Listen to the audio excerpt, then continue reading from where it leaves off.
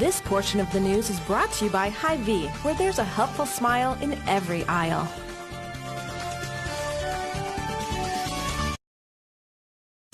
Now, from across the tri-state, this is KHQA Sports.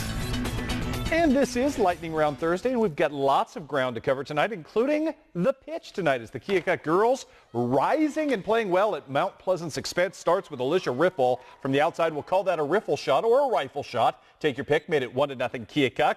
Off the penalty kick, Paige Cavon tucks one neatly into the back corner. 2-0 KHQA at that point. They're not done yet. Skylar Johnston with the shot. The rebound picked up by Alicia Riffle, who had herself a hat trick tonight as KHQA was leading at last check 5-1. No final called in on this one, but KHQA was up at last check 5-1. Meanwhile, Quincy High School and Springfield all knotted up at 1 apiece. 18 minutes to go. Anna Stock doing Anna Stock type things in the net.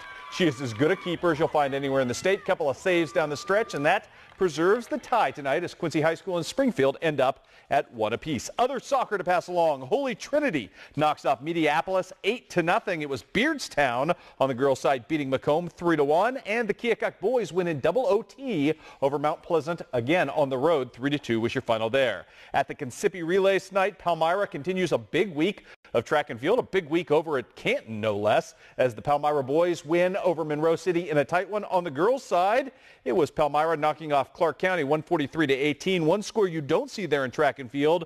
The Illini West boys take second tonight at the Lewistown Relays. Blaze Murphin wins the discus tonight with a meet record 167 feet. Also, Jacob Scholl was named the male athlete of the event. He won the 200 meter, the 400 meter, finished second in the 100 meter, and was part of the 4x100 meter championship relay team. Also in golf today, Hannibal Too Much for Highland. Trevor Watson playing your medalist with a 1 under par 35 on the day there as well. Softball now. Camp Point Central red hot coming in, taking on Q&D. Check out Alana Vance with a beautiful snare at shortstop right there to save extra bases. Her team was down 2-0 at that point, and as you well know, when Ashley Wensing has a 2-0 lead, she's pretty much tough to beat. Got the strikeout right there, got more support. The 2 runs she got early unearned. This made up for it. Jenny Pollock hitting .737 on the season. RBI double for her. And then the Raiders doing some defensive magic, or at least a rarity, if you will. This is a 2-3-7 double play. Yes, 2-3-7 as you've got left field covering third. That gets it done. Q&D wins tonight by the final count of 4-0. Other softball, Beardstown Too Much for Porta. Brown County swept by Griggsville Perry. Hannah DeWitt big in the first game. Peyton Bonds with a home run in game number 2.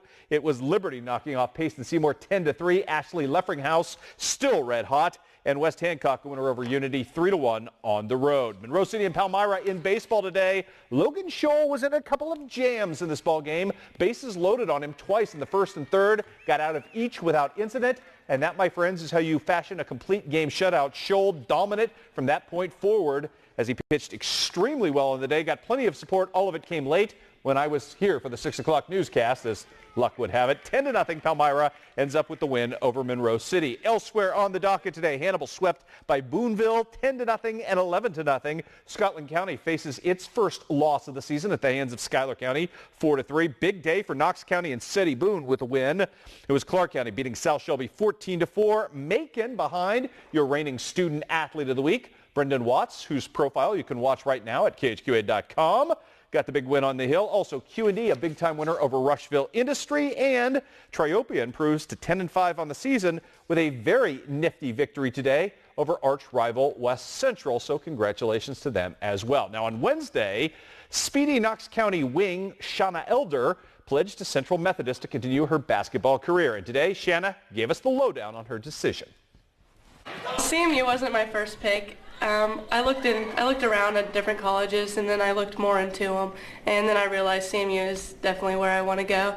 I met the teammates, and I felt like I would fit in great.